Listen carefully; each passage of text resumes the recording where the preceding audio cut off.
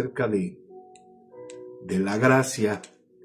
Esta canción se llama Es por tu gracia, es de Jesús Adrián Romero, pero la canta Belén Loza.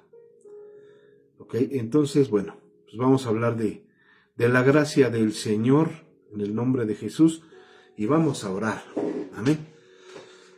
Señor, te damos las gracias por este tiempo. Te damos las gracias, Señor, por tu bondad y por tu amor.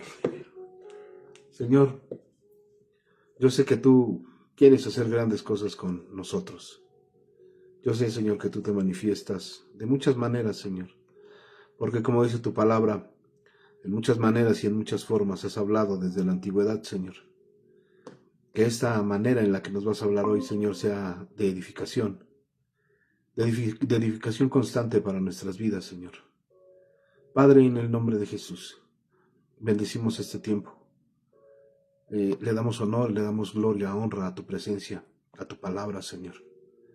Papito lindo, en el nombre poderoso de Jesús, haznos entender hoy, a todos, que no depende del que corre ni del que quiere, sino del que tú tienes misericordia. Y con base en eso, Señor, vamos a hablar de tu gracia, de la gracia que salva, de la gracia que transforma, de la gracia que nos mueve, de la gracia, Señor, que tendría que ser el motor de nuestra vida como cristianos, como creyentes. Señor, permítanos hablar correctamente tus palabras, no aumentarle ni quitarle, Señor, sino simplemente hablar lo justo. Señor, hoy anhelamos ser transparentes delante de tu presencia. Padre de la gloria, aquí estamos. Acompáñanos en esta noche. Acompáñanos, Señor, en este momento, en este tiempo. Padre Santo, gracias por la palabra en la mañana y gracias por la palabra en la noche, Señor, en el nombre poderoso de Jesús. Amén y amén. Amén. Entonces, bueno, pues vamos a comenzar con la clase. Amén. En el nombre de Cristo, que es la gracia. Listo. La gracia de Dios no admite mezclas. La gracia de Dios no tolera amistad con el mundo. La gracia de Dios no acepta complementos religiosos. La gracia de Dios es totalmente soberana, suficiente, y donde la gracia abunda, el orgullo de los hombres muere. Donde la gracia actúa, la jactancia calla. Donde la gracia salva, toda la gloria asciende únicamente a Dios, que dispuso, ejecutó y consumó la redención del hombre caído. Eso es la gracia y con eso podríamos haber terminado toda la clase de hoy. Pero no. Vamos a analizar más a fondo qué es la gracia, ¿ok? Vamos a nuestra declaración de fe. En la comunidad cristiana Linaje Escogido Atlacomulco creemos que la salvación del ser humano es obra exclusiva de la gracia soberana de Dios, sin mérito alguno de nuestra parte. Confesamos que ningún esfuerzo de nosotros, ningún esfuerzo humano, ninguna obra religiosa, ningún ritual sagrado, ninguna penitencia puede añadir un ápice a lo que Cristo consumó en la cruz del Calvario. La gracia de Dios no es una ayuda que complementamos nosotros con nuestro esfuerzo.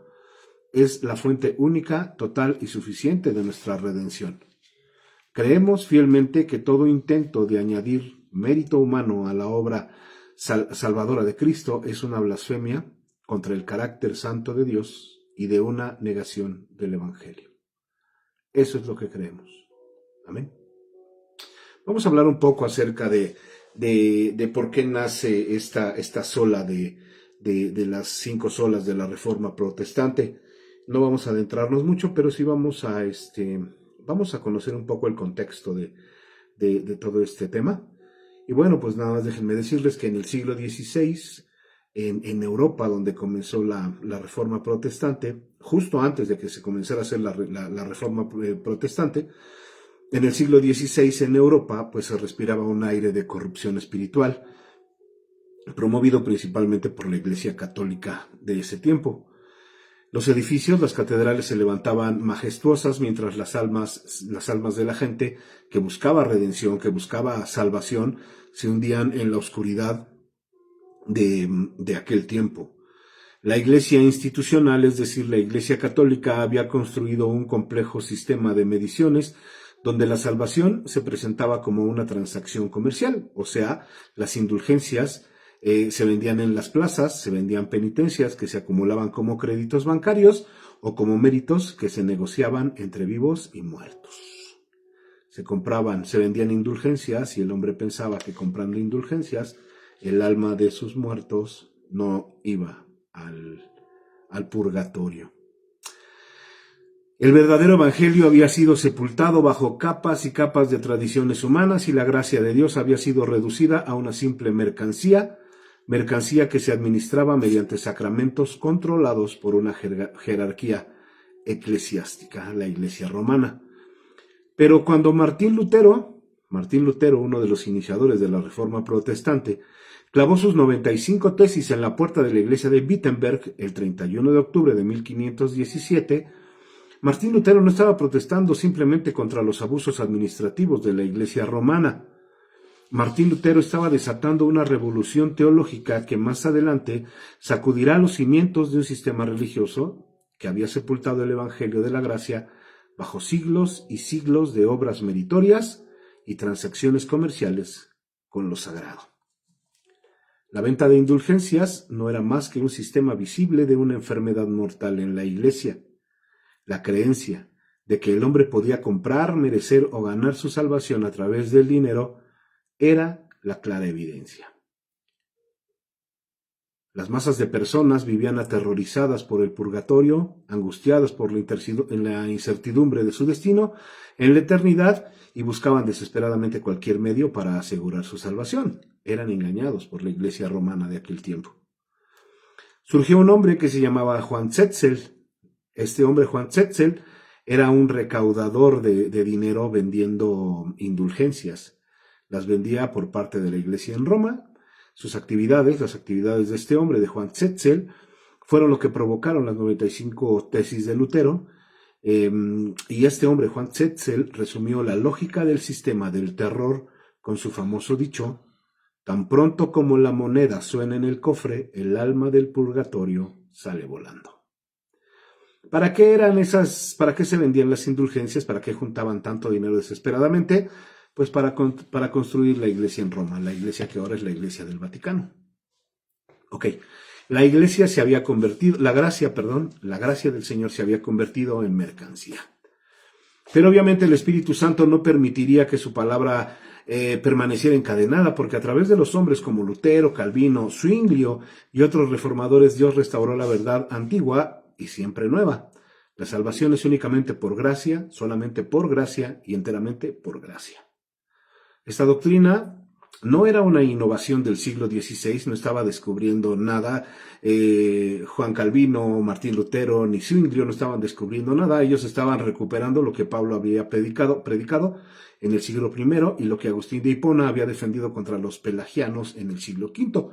Lo que las Escrituras habían declarado desde que Dios llamó a Abraham y lo justificó por fe y no por obras. Ese es el contexto de la gracia.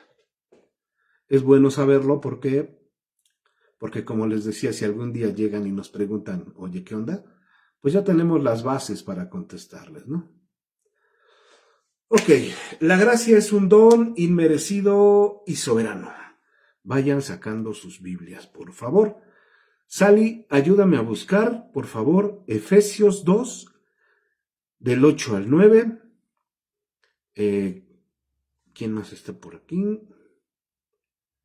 Ok, aquí está mi hermano Bis, Kenia, Nelly y Melody. Hermano Bis, ayúdame por favor con Efesios capítulo 2, versículos del 1 al 5. Luego, Nelly, por favor, ayúdame con Romanos 9, del 11 al 16.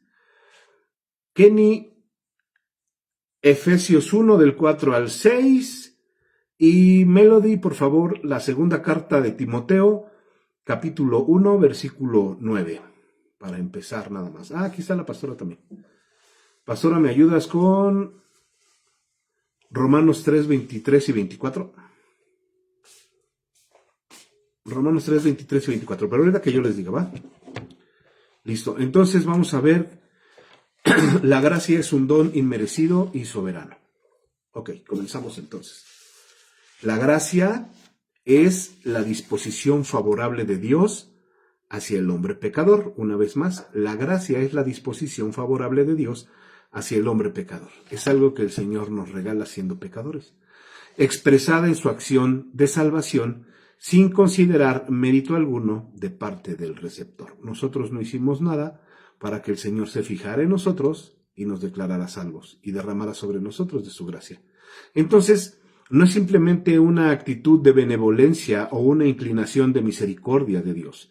Es el poder de Dios que interviene en la historia humana, en nuestra historia, para rescatar a quienes están perdidos. Y Él derramó su gracia sobre nosotros, aún estando muertos en delitos y pecados.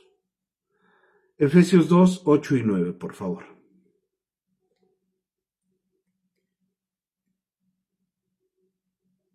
Buenas noches a todos. Hola. Sí, la palabra dice, ustedes han sido salvados porque aceptaron el amor de Dios. Ninguno de ustedes se ganó la salvación, sino que Dios se la regaló. La salvación de ustedes no es el resultado de sus propios esfuerzos. Por eso, nadie puede sentirse orgulloso. Amén. Amén. Entonces no fue algo que nosotros nos mereciéramos, no fue algo que nosotros estuviéramos buscando, porque realmente nosotros ni buscábamos a Dios, nadie buscaba a Dios. El Señor fue el que extendió los brazos para que nosotros fuéramos salvos. Entonces es don de Dios, no por nuestras obras, para que no nos sintamos más que cualquiera. Pastor, perdón, ¿puedo leer otra versión que...? Claro. Sí, perdón, ¿eh? Sí, no te preocupes, está bien. Es que está como que... Uh-huh. Dice, por su misericordia y por medio de la fe, ustedes son salvos. No es por nada que ustedes hayan hecho. La salvación es un regalo de Dios y no se obtiene haciendo el bien. Esto es así para que nadie se sienta orgulloso. Amén, amén. Pues sí, básicamente es lo mismo, pero está más explicado. Muchas gracias, hija. Entonces, recordemos, no es por algo que hayamos hecho, no es porque seamos buenas personas o porque estemos muy guapos o porque seamos pastores, siervos, consiervos, no es nada de eso. Es por la pura misericordia de Dios, es Amén. por medio de la fe. Entonces, perdón, Pablo está construyendo aquí una declaración teológica con una arquitectura impecable. Primero, identifica el instrumento. ¿Cuál es el instrumento? La gracia del Señor. Segundo, especifica el medio, por medio de la fe. Tercero, elimina toda contribución humana y dice, y esto no es de vosotros. Cuarto, atribuye el origen completamente a Dios porque dice, es don de Dios. Quinto, cierra toda puerta al mérito humano porque dice, no es por obras. Y sexto, declara el propósito, para que nadie se gloríe. 6 puntos importantes que tienen que cambiar nuestra forma de pensar. Es por gracia, por medio de la fe, no es de nosotros, es don de Dios, no es por nuestras obras, para no gloriarnos de ello.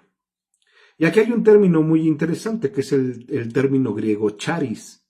No es charisma ni carisma, es charis. Lleva en sí, este término griego charis, lleva en sí la idea de un favor completamente gratuito. Algo otorgado sin obligación y sin esperar un pago a cambio por eso.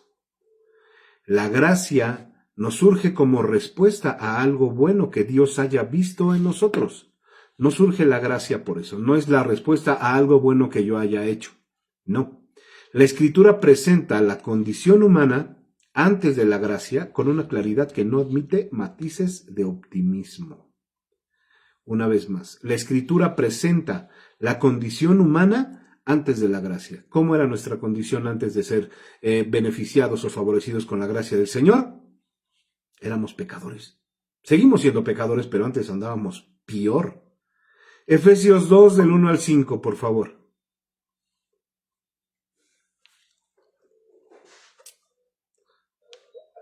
Ahí voy. Amén.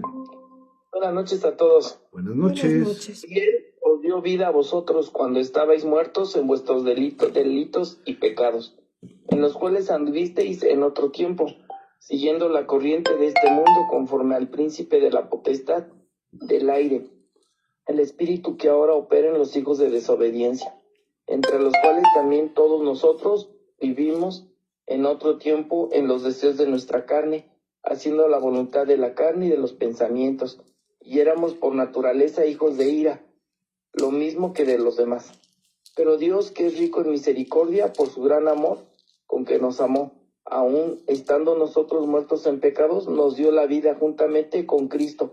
Por Amén. gracia sois salvos. Amén. Amén. Por gracia somos salvos. Pero en estos primeros versículos dice que nosotros estábamos viviendo conforme a la corriente del mundo, conforme a la voluntad del príncipe de la potestad del aire. Así estábamos viviendo nosotros, éramos hijos de desobediencia. En pocas palabras, Pablo dice que estábamos muertos. Y no lo dice como con exageración, no. Él está diciendo claramente cómo éramos. No está mintiendo, porque realmente esa era nuestra condición espiritual. Esa era nuestra condición espiritual.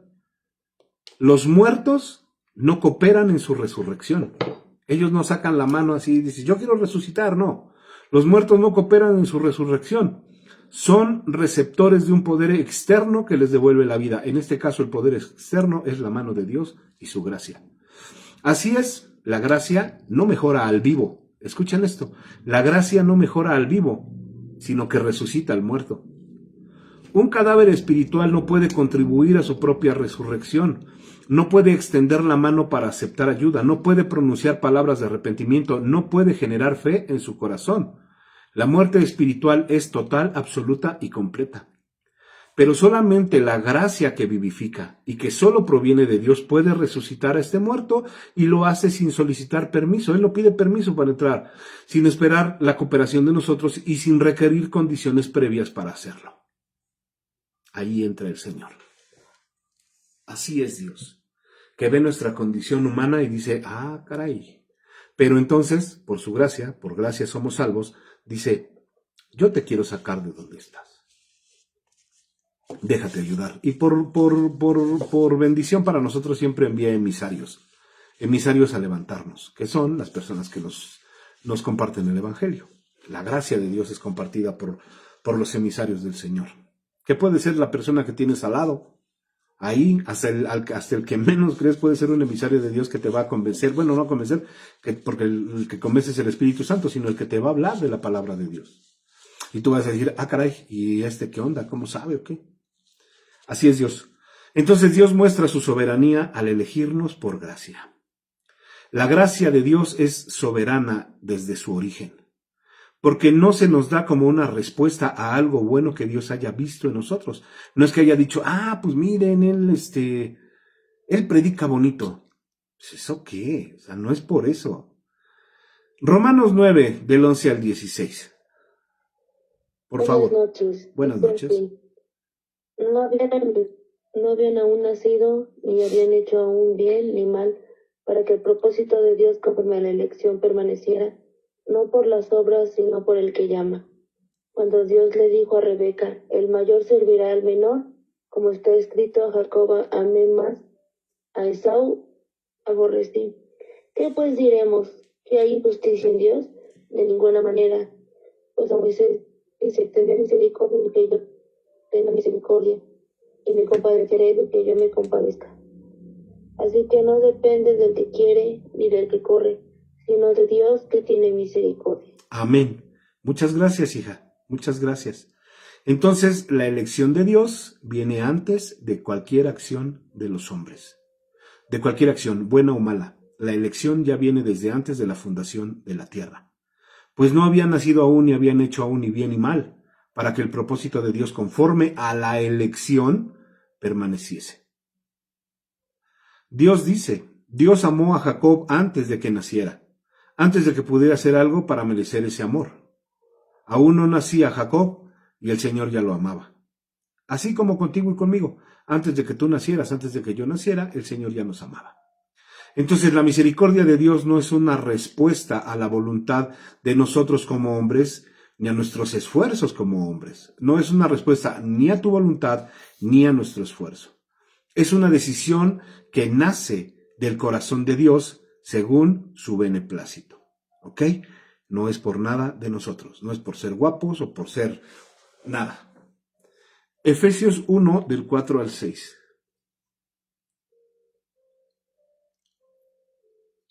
Sí, pastor. Gracias.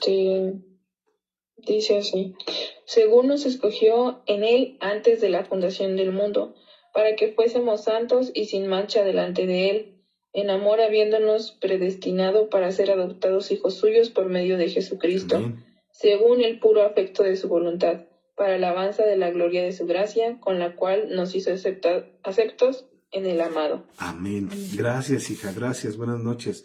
Entonces, en resumidas cuentas, la elección ocurrió antes de la fundación del mundo. Tu elección, mi elección, el perdón, nuestro perdón, ocurrió antes de la elección del mundo, antes a cualquier acción de nosotros, buena o mala. El fundamento de la elección es el puro afecto de su voluntad. Ese es el fundamento de su elección, el puro afecto de su voluntad. No alguna cosa que haya visto en nosotros, como ya les había dicho, no. El propósito de la elección de Dios es para alabanza de su gloria y para la gloria de su gracia. Todo el esquema de la gracia del Señor, de la salvación del Señor, está diseñada para magnificar la gracia y hacerla absolutamente gratuita y soberana. No necesitamos más, solamente saber eso. Saber que desde antes de la fundación de la tierra, de todo lo que está hecho, Él ya nos amaba y Él ya nos había salvado. Porque dice que somos predestinados para su gloria. Eso dice la palabra. Segunda carta de Timoteo, capítulo 1, versículo 9, por favor.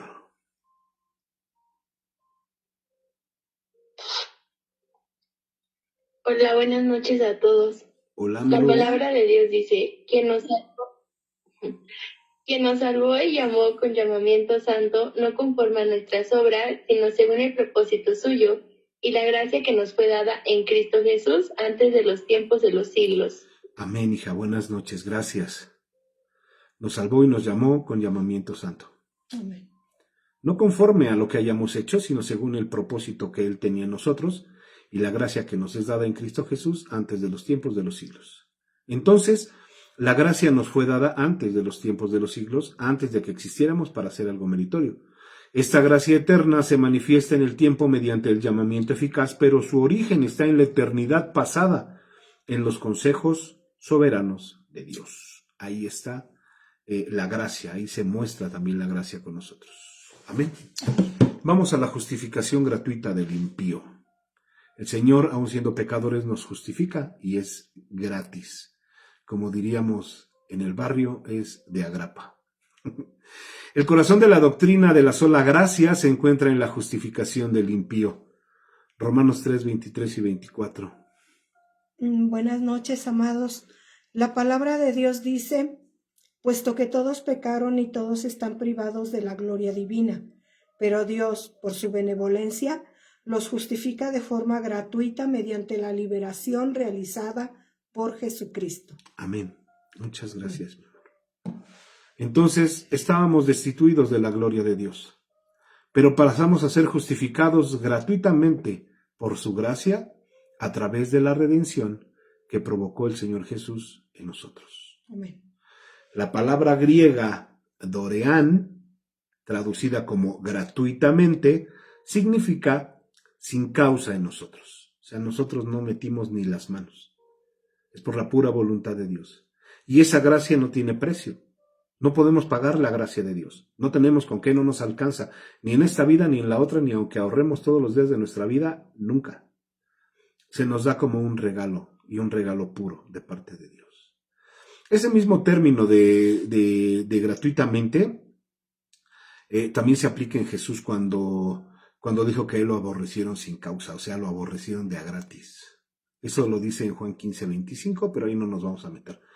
Entonces, la justificación, nuestra justificación, no tiene causa en nosotros, no tiene precio que podamos pagar, no tiene mérito de nosotros que la pueda generar. Por lo tanto, Dios justifica al impío y no al piadoso. Dios justifica al impío y no al piadoso. A ver, Romanos 4:5, déjenme ver quién está aquí. Está Miguel. Romanos 4:5, hijo, por favor, Miguel. Pero ahorita cuando yo te diga, ¿va? Romanos 4:5, Miguel, y luego sigue otra vez Sally, Romanos 4:2 y 3. Está la hermana Connie también. Así está la hermana Connie. Hermana Connie, por favor, segunda carta a los Corintios, capítulo 5, versículo 21. Y luego sigue otra vez Nelly. Nelly, por favor, Romanos 3, 25 y 26. Hermano Bis, Isaías 53, 5 y 6. Kenny, Primera de Pedro 2, 24.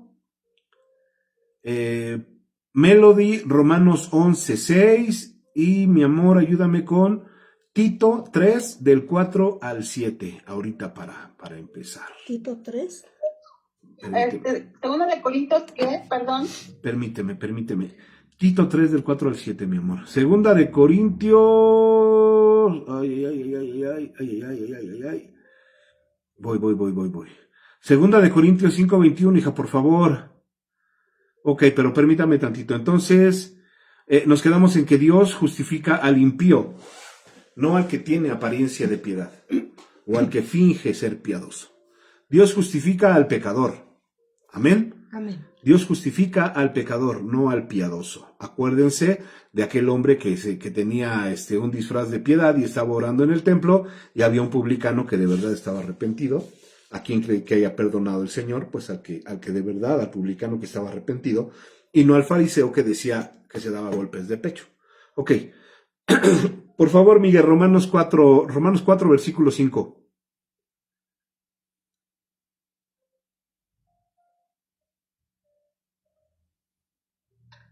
Buenas noches, Hola. Buenas noches. bendiciones. Dice la palabra del Señor así: mas el que no obra, sino cree en aquel que justifica al impío, su fe le es contada por justicia. Amén. Esto es bien interesante porque, gracias, hijo, perdón, disculpa. Gracias, buenas noches. Esto es bien interesante porque aquí se liga este versículo cuando el Señor le dice a Abraham que Abraham creyó con fe y le fue contada por justicia. Estos versículos, de Romanos 4 y 5 y el versículo que les estoy hablando en el libro del Génesis, están muy ligados, van de la mano, van con las manos así, las manos entrelazadas. Dice, mas al que no obra, al que no hace obras, sino cree en aquel que justifica al impío, ¿quién es? En nuestro Señor, en Jesucristo, su fe le es contada por justicia. Esto es bien interesante. Se junta el Antiguo y el Nuevo Testamento.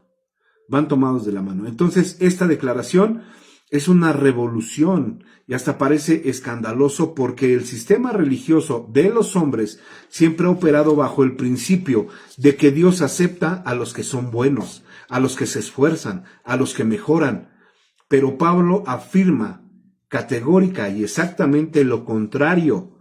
Dios justifica al impío, al que no tiene obras que presentarle a Dios, al que viene con las manos vacías, excepto por la fe que el mismo Dios le ha dado.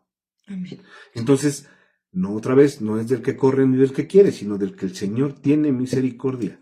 No es, es que esto podría sonar contradictorio y, como les decía, hasta escandaloso.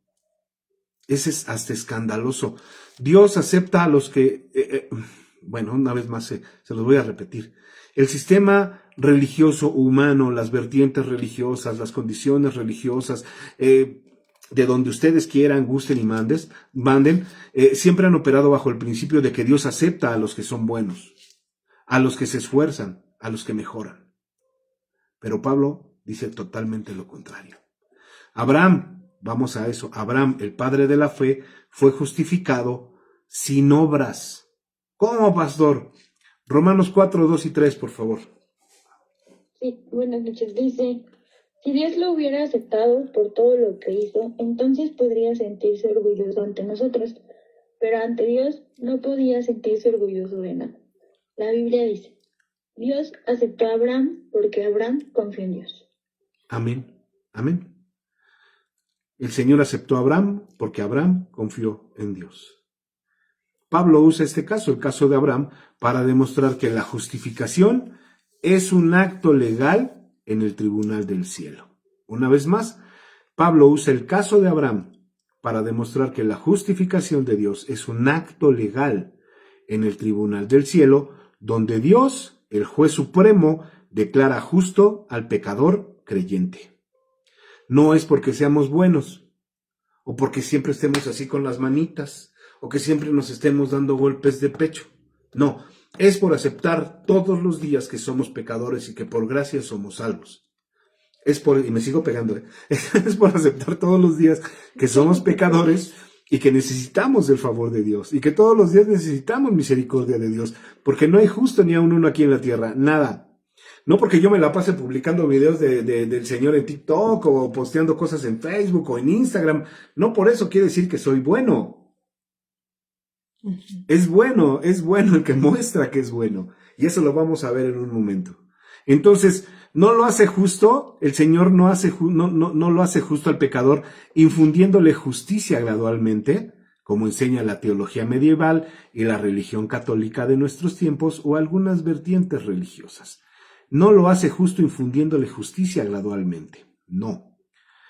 Lo hace justo declarándolo así mediante la imputación de la justicia de Cristo. Señor, mis manos están atadas a ti. Contigo estoy juntamente crucificado, Señor. Ya no vivo yo, mas tú vives en mí. Es eso lo que nos hace salvos por gracia. El gran intercambio, justamente hablando de eso, Cristo es nuestra justicia. Cristo es tu justicia. Cristo es mi justicia. Él estaba desde antes también de la fundación del tiempo, de las cosas, ya intercediendo por nosotros. Segunda de Corintios 5:21, por favor.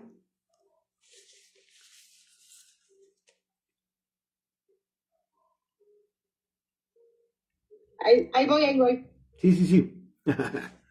Dice la palabra del Señor: al que no cometió pecado alguno por nosotros, Dios lo trató como pecador para que en él recibiéramos la justicia de Dios.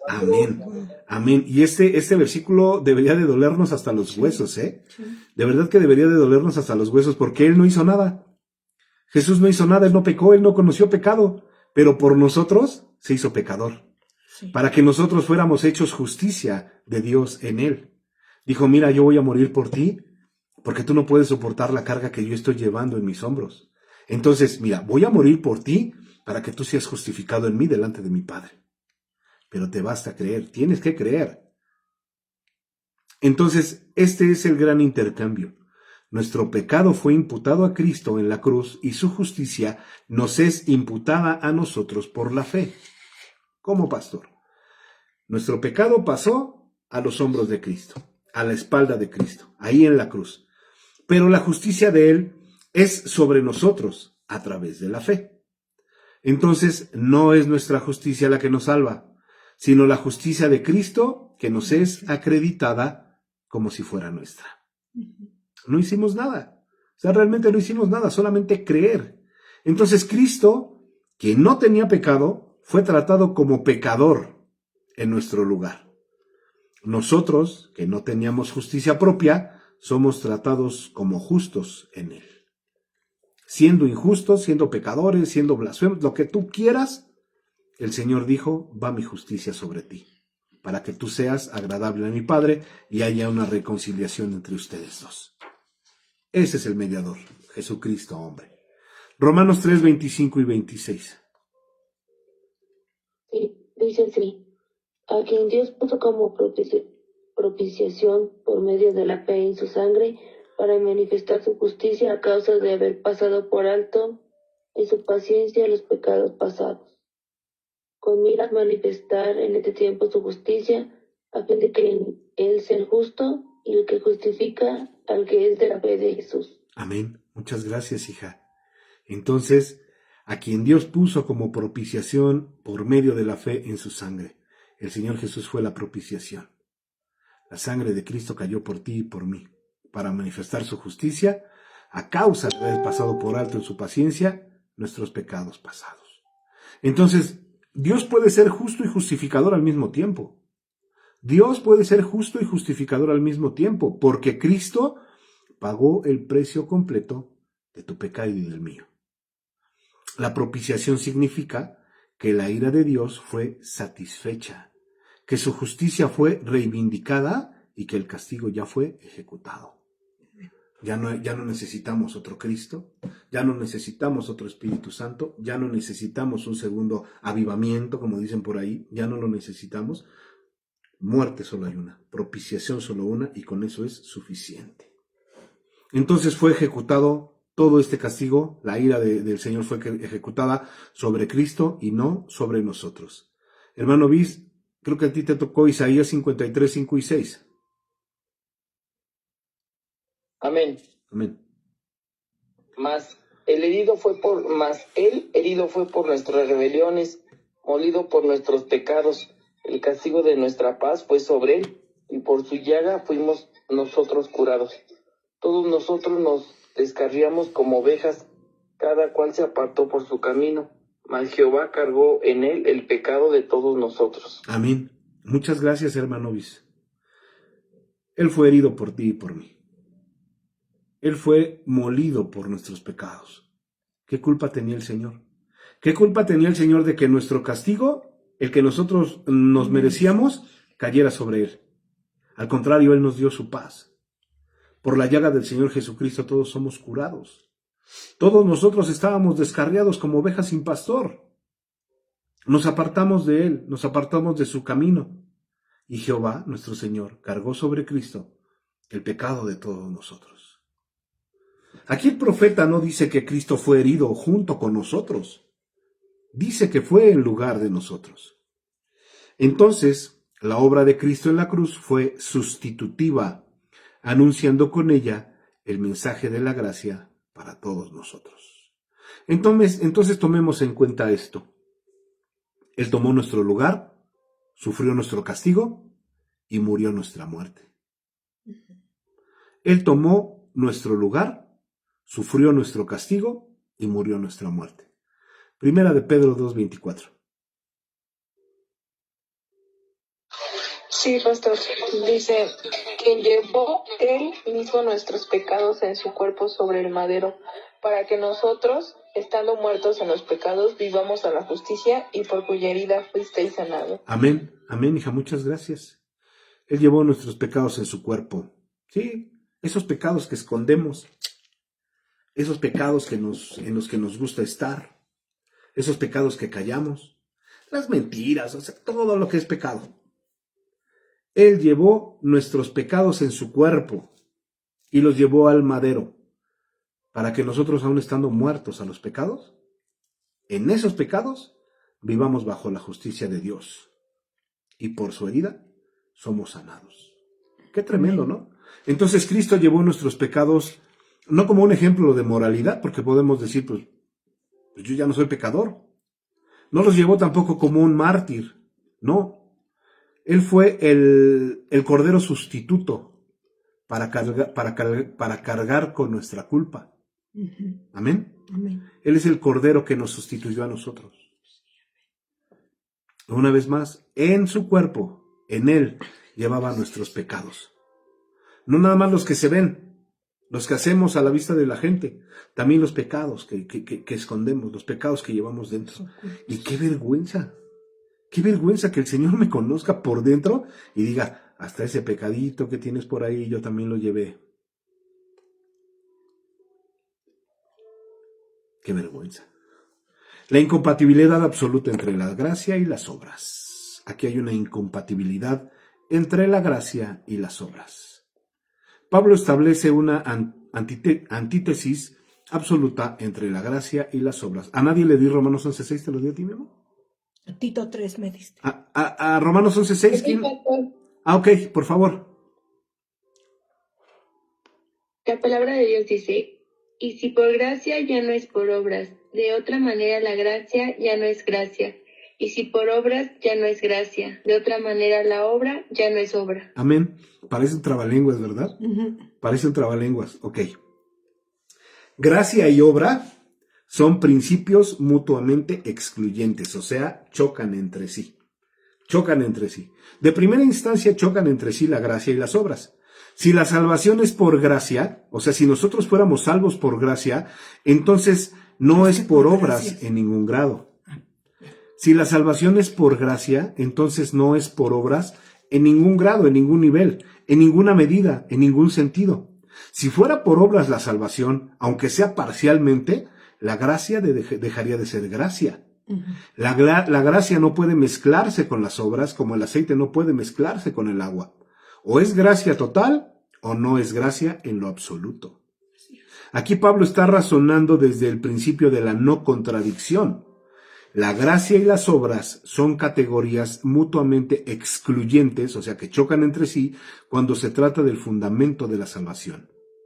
Esto quiere decir que si se introduce o si se introduciera la más mínima contribución humana como requisito para la salvación, la naturaleza misma de la gracia quedaría destruida. Una vez más, si se introduciera la más mínima contribución de nosotros como requisito para nuestra salvación, la naturaleza misma de la gracia quedaría destruida. Por eso yo estaba viendo un video de una mujer que estaba predicando y decía, es que tú debes de tener tanto por ciento de fe y tanto por ciento de obras y lo demás, no. Esto lo pone Dios, esto lo pone Dios y tú tienes que poner esto para que seas salvo. Y yo así como que... O sea, ¿cómo? ¿Yo tengo que participar para ser salvo? Pues relájate un montón. La gracia es un favor inmerecido. En el momento en que algo es merecido, ya no es gracia, es un pago, es una recompensa o es una deuda que se tiene que pagar. La gracia es un favor inmerecido, es un regalo que el Señor nos da. No lo merecemos. No es porque hayamos caminado de un cerro a otro andando predicando el evangelio. No es por eso, aunque lo vamos a ver ahorita. Nosotros no contribuimos nada para que el Señor derrame de su gracia y nos dé la salvación y la vida eterna. Ahora sí, mi amor, Tito 3 del 4 al 7. ¿Del 4? Sí, Tito 3 del 4 al 7. Pero ahora se han hecho patentes la bondad y el amor que Dios, nuestro Salvador, tiene a los seres humanos. Él nos ha salvado no en virtud de nuestras buenas obras, sino por su misericordia, y lo ha hecho por medio del levantamiento que nos hace nacer de nuevo y por medio de la renovación del Espíritu Santo, que Dios ha derramado sobre nosotros con abundancia a través de nuestro Salvador Jesucristo. Justificados así por la gracia de Dios, hemos sido constituidos herederos con la esperanza de recibir la vida eterna. Amén. Amén. Amén. Muchas gracias, mi amor. Sí. Entonces aquí Pablo excluye o saca explícitamente toda conducta ética o esfuerzo humano de la base sobre la cual Dios nos otorga la vida eterna. Por ejemplo, dice, no es por tu cumplimiento de leyes morales, no es por tus actos de caridad o porque seas un filántropo, no es porque hagas ritos o ceremonias religiosas, no es porque tengas una ética o una conducta personal intacta, no es porque hagas algo, no es porque seas obediente a los mandatos religiosos de tu iglesia, no es que Dios haya intentado ayudarnos porque nuestras obras no alcanzaban. Él no intentó ayudarnos porque nuestras obras no alcanzaran. La Biblia es clara. El Señor nos salvó sin depender de lo que hiciéramos. Punto final. ¿Sí me explico? No es que nos faltaran méritos para ser salvos. No, el Señor nos salvó sin depender de lo que hiciéramos. Punto final. A ver, vamos a ver a quién más tenemos por aquí, en el nombre de Jesús. Listo, Sally, hermano B, Nelly, Melody. ¿Ya se fue Miguel? Ya se fue Miguel, ¿no? No sé si está la hermana Piedad con Kevin. A ver, si está por ahí mi hermana Piedad, hermana Piedad, si está, ayúdeme con Gálatas 2:21. Cuando yo le diga, si anda también por ahí Jaciel, que ya lo vi aquí en Facebook, Jeremías 17:9. Miguel, si estás por ahí, vuélvete a conectar, Génesis 6:5. Sally, Romanos 8, del 7 al 8. Hermano Bis, Primera de Corintios 2:14. Nelly, Romanos 3, del 10 al 12. Y Kenia, Juan 1, 12 y 13. Ok, entonces, les repito, no es que nos faltaran méritos, fue simplemente por la gracia de Dios. No es que Dios haya intentado ayudarnos, Él no, porque nuestras obras fueran insuficientes para alcanzar la gracia y la salvación. La Biblia es clara, Él nos salvó sin depender de nada de lo que nosotros hiciéramos. Punto. Gálatas 2:21. No se encuentra ahorita, pero yo lo leo. Ok. Dice así: no desechó la gracia de Dios, pues si por la ley fuese la justicia, entonces por demás murió Cristo. Exactamente. Gracias, hija.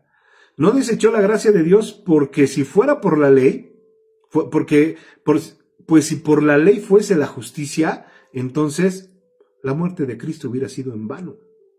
Pablo nos muestra su lógica. Si la justificación pudiera obtenerse mediante la observancia de la ley, o sea, de las obras, entonces la muerte de Cristo sería innecesaria. Pero como la justicia no puede venir por la ley, la gracia de la cruz es la única esperanza para el pecador.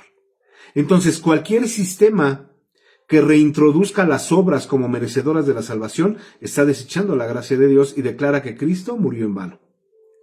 ¿Ok? Nadie puede quitar ni añadirle nada a la palabra de Dios.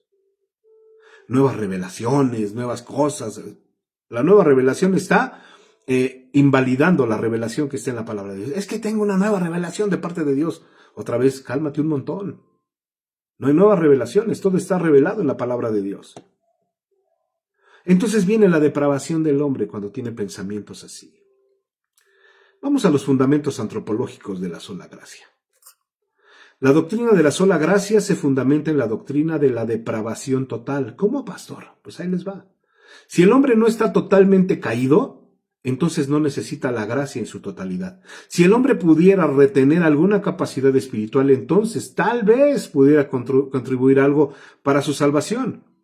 Pero la Escritura nos enseña que el hombre está completamente corrompido por el pecado en cada aspecto de su ser. Esta doctrina no significa que todas las personas sean malvadas, como pudiera parecer, sino que el pecado ha corrompido cada faceta de la naturaleza humana: intelecto, voluntad, emociones y cuerpo. Eso es lo que ha hecho el pecado en nosotros. Estamos corrompidos. El ser humano está corrompido por el pecado. Ay, pues será usted, pastor, pero yo no. Todos. Porque no hay justo ni aún uno. Jeremías 17:9, por favor.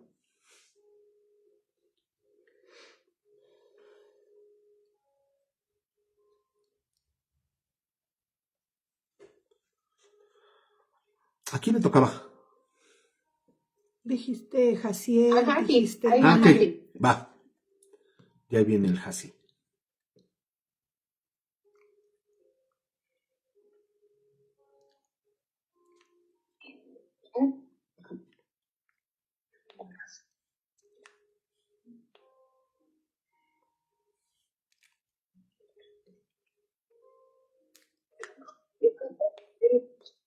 Bueno, Hola. ya se lo mandé por Face. Ay, léelo. Nada hay tan engañoso como el corazón. No tiene remedio. ¿Quién puede comprenderlo? Ahí está. Ahí está. Entonces no nos creamos justos porque realmente no lo somos. Porque si le creemos al corazón, nuestro corazón es perverso. ¿Y quién es el único que lo conoce? Dios. No digas no soy pecador. Lo será usted, pastor, pero yo no. Todos. Todos. El corazón humano no es neutral porque no está esperando decidir entre el bien y el mal. El corazón del hombre es engañoso y es perverso en grado superlativo, inclinado constantemente y siempre a pensar en cosas malas. Génesis 6:5. Dice la palabra del Señor: y vio Jehová que la maldad de los hombres era mucha en la tierra, y que todo designio de los pensamientos del corazón de ellos era de continuo solamente el mal. Amén. Bueno, no amén. El Señor vio que los pensamientos del corazón de los hombres era siempre hacia la maldad. Entonces todo designio de los hombres y mujeres, todo pensamiento es de continuo, solamente al mal. No es ocasionalmente, es continuamente, no es parcialmente, es solamente. Solamente. Romanos 8, 7 y 8.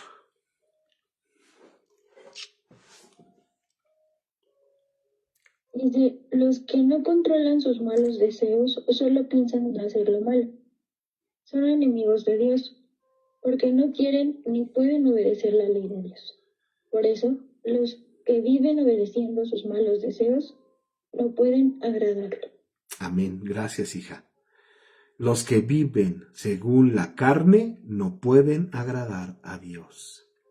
Una mente, hijos, que no está regenerada, no solo no se ve sujeta a la ley de Dios por falta de voluntad, sino que es incapaz de hacer la voluntad de Dios. Una vez más, una mente no regenerada no solo no se sujeta a la ley de Dios, no tiene voluntad para hacerlo, es incapaz de sujetarse a la voluntad de Dios.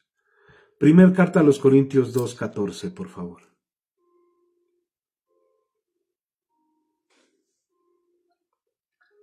Pero el hombre natural no percibe las cosas que son del Espíritu de Dios, porque para él son locura, y no las puede entender, porque se han de discernir espiritualmente. Amén. Muchas gracias, hermano Bis. El hombre natural no percibe las cosas espirituales. Le parecen locura. Y fíjense que yo conozco a una persona que luego me comenta mis estados ahí en WhatsApp, pero los comenta con la carne porque no entiende. Y yo a Job, y yo le trato de explicar, pero dice, no, es que las cosas, ok, síguelo viendo con tus ojos naturales. Entonces la incapacidad humana se extiende incluso al ámbito del conocimiento. La incapacidad humana que tiende al pecado se extiende incluso al ámbito del conocimiento. El hombre y la mujer, sin el Espíritu de Dios, no solo no aceptan las verdades divinas por más que las escuchen o por más que las lean, simplemente no pueden percibirlas. Incluso los que dicen que están en el Señor no entienden muchas veces las cosas espirituales, las verdades divinas, aunque las escuchen y las lean, no pueden percibirlas, porque son necedad para ellos. Pero no por falta de una educación escolar, sino por falta de una vida espiritual. El problema no es que las verdades espirituales sean difíciles de comprender para el hombre natural, sino que simplemente les es imposible entenderlas. ¿Por qué? Porque no hay comunión con Dios. Cuando alguien tiene comunión con Dios, como lo platicábamos hoy mi esposa y yo en la mañana mientras desayunábamos, cuando tú tienes comunión con Dios, cuando tú de verdad te metes a la presencia de Dios, las revelaciones vienen solitas, las revelaciones de la palabra vienen solas. Pero porque hay una comunión con Dios. Romanos 3, del 10 al 12, por favor. Sí, dice así: como está escrito, no hay justo ni aun uno, no hay quien entienda, no hay quien busque a Dios, todos se desviaron, a una se hicieron inútiles, no hay quien haga lo bueno, no hay quien ni siquiera uno. Amén, amén. No hay justo ni aun uno, gracias, hija. Nadie es justo. No hay quien entienda, no hay quien busque a Dios. Todos se desviaron a una y se hicieron inútiles. No hay quien haga lo bueno, no hay ni siquiera uno. Esta es una cita del libro de los Salmos que Pablo usa para demostrar la condición caída del ser humano. No hay excepciones, porque no hay justos, no hay quien busque a Dios, no hay quien haga lo bueno. Entonces, la depravación es total, en su alcance máximo. Afecta a todos y total es en su extensión. Afecta a cada parte del cuerpo del ser humano. Por lo tanto, si el hombre ha de ser salvo, debe ser por una intervención completamente divina, por una gracia que no requiere de su cooperación para iniciar la salvación. Y Dios solamente actúa de manera unilateral. Él no necesita a nadie. No necesita a nadie. La doctrina de la sola gracia afirma y confirma que la salvación es una obra unilateral, no es cooperativa. Dios obra solo, sin cooperación de los demás, para su regeneración y para la salvación de los pecadores. Si el hombre cooperara con Dios en su salvación, aunque sea en el acto final, aun estando al borde de la muerte o en el último segundo de su existencia, entonces la salvación depende parcialmente del hombre y de Dios, y no de Dios. Entonces Dios no puede recibir toda la gloria. Es de Dios, no es del hombre. A nadie le di Juan 1, 12 y 13, ¿verdad?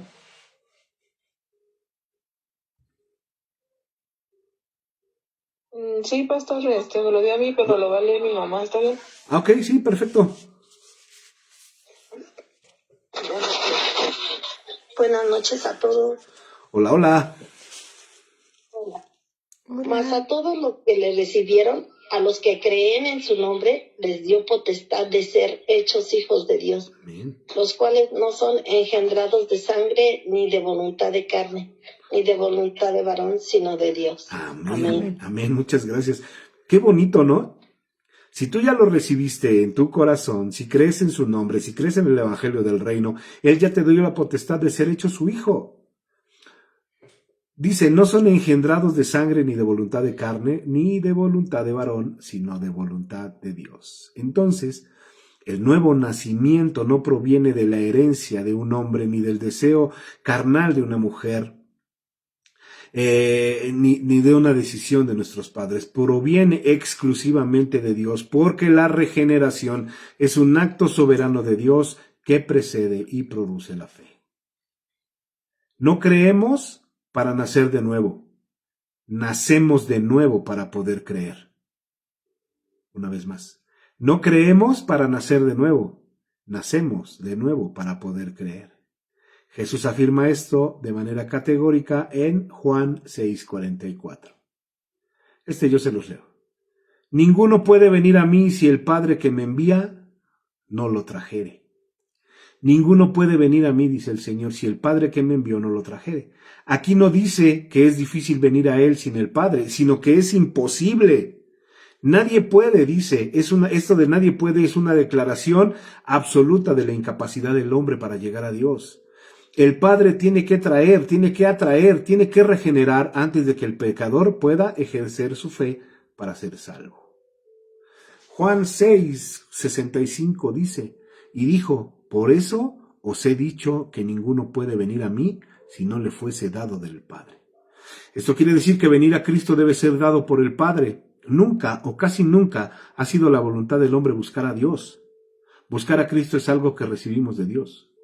Pablo describe esta unilateralidad en Filipenses 2:13, porque Dios es el que en nosotros produce así el querer como el hacer por su buena voluntad.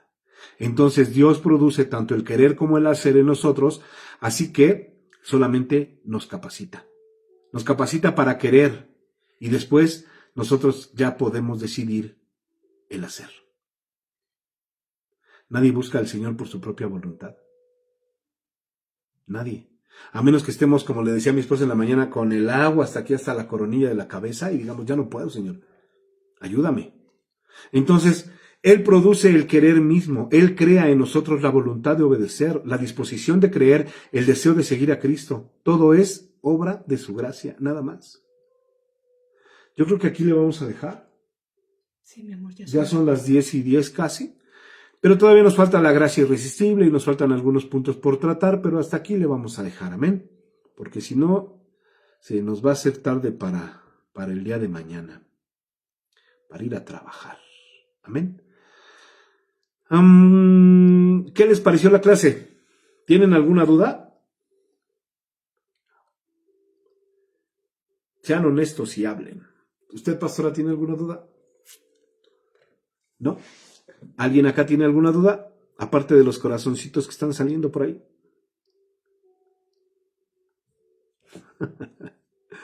Ok. No, pastor. ¿No? Ok, gracias, Kenny. Gracias. Pues gracias a todos por... Pues gracias a Dios todo estuvo bonita la enseñanza y pues ahora sí tenemos esas promesas de Dios que pues nos ama mucho. Amén, claro. Y aún pecando, Dios tiene misericordia y no, está muy buena la clase, Padre.